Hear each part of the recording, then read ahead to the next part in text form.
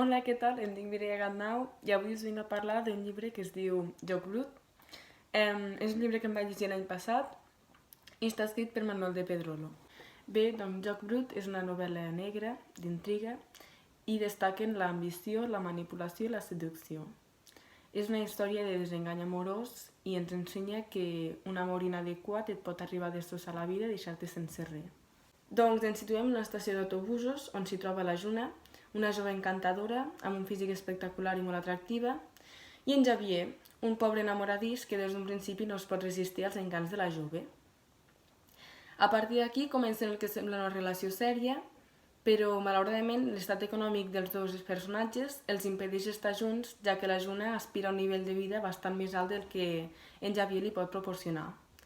Ella troba una solució al seu problema i li explica al Xavier que té un oncle que segons ella és molt dolent i egoista, que és usufructuari d'una herència que li pertany a ella.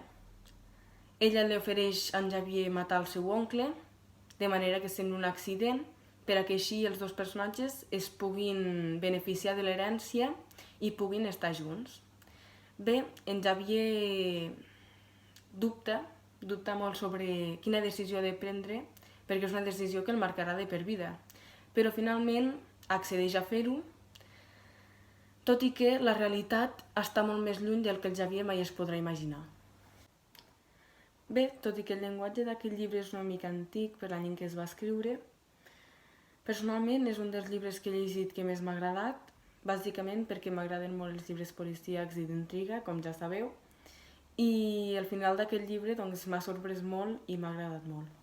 I bé, podeu deixar els comentaris de quin llibre voleu el següent vídeo i si us ha agradat aquest, doncs doneu like i subscriviu-vos. I ja està, moltes gràcies, adeu!